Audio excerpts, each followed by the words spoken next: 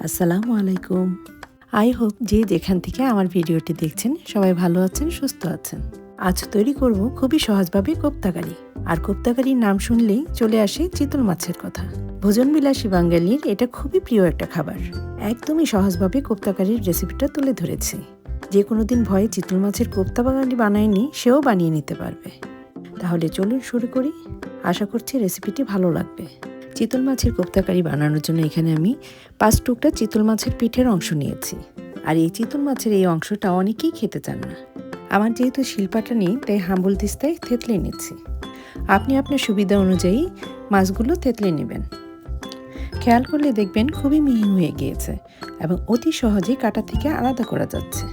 হাত দিয়ে যতটুকু সম্ভব ছাড়িয়ে নেবেন এবং বাকি যা থাকবে তা একটি কাঁটা চামচের সাহায্যে দেখানো মতো ছাড়িয়ে নেবেন। খুবই সহজ একটা প্রসেস। এই কাঁটা চামচের সাহায্যে আপনি 5 থেকে 7 মিনিটের মধ্যেই চামড়া থেকে মাছটা আলাদা করে নিতে পারবেন। দেখতেই পাচ্ছেন চামড়াটা একদমই ক্লিন হয়ে গেছে। এই একই প্রসেস ইউজ করে আমি সবগুলো মাছ থেকে কাঁটা ও চামড়া আলাদা করে নিয়েছি। আর প্রথমে এই ধাপটাই সবার কাছে খুবই কঠিন লাগে, তাই খুবই সহজে এটা দেখিয়ে দিলাম। আর অবশিষ্ট যে কাঁটাগুলি থাকবে তা অতি সহজেই সরিয়ে ফেলতে পারবেন। এবার চলে যাব দ্বিতীয় ধাপে। এবার ছড়ানো একটি পাত্রে মাছের কিমাগুলি নিয়ে নেব। এবার এতে 2টা সিদ্ধ করে রাখা আলু দিয়ে দিব, যা আমি আগে ম্যাশ করে রেখেছিলাম। পেঁয়াজ কুচি দিয়ে দিলাম আধা কাপের মতো। সেই সাথে ধনিয়া পাতাও দিয়ে দিলাম আধা কাপ। 4 থেকে 5টা কাঁচামরিচ কুচি করে দিয়েছি। গরম মশলার গুঁড়া দিয়ে দিলাম 1 টেবিল স্পুন। জিরা গুঁড়া এবং ধনিয়া গুঁড়া দিয়ে দিলাম 1 টেবিল স্পুন করে। হলুদ গুঁড়া দিয়ে দিলাম 1 টিস্পুন। লাল মরিচের গুঁড়া এবং লবণ স্বাদ মতো দিয়ে দিলাম। এবার কর্নফ্লাওয়ার দিয়ে দিলাম 2 থেকে 3 টেবিল স্পুন। এর পরিবর্তে আপনারা এখানে ময়দাও ইউজ করতে পারেন। এবার খুব ভালোভাবে হাতের সাহায্যে সব কিছু চটকে নেব। কোপ্তাকারি করার জন্য এই চটকে নেওয়াটা খুবই ইম্পর্টেন্ট একটা পার্ট। এটা প্রপারভাবে করা হয়ে গেলে কোপ্তাকারির প্রায় 60% কাজ শেষ হয়ে যায়। মেখে নেওয়ার এক পর্যায়ে দিয়ে দিব 2 থেকে 3 টেবিল স্পুন সরিষার তেল। ইচ্ছা করলে আপনি এটা স্কিপও করতে পারেন, তবে দিলে খুব সুন্দর একটা ফ্লেভার আসে।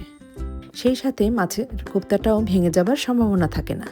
আবার খুব ভালোভাবে একটু ধৈর্য সহকারে মেখে নেব। হাতে সময় থাকলে আপনি 1 ঘন্টা পরেও কোপ্তাগুলি বানিয়ে নিতে পারেন।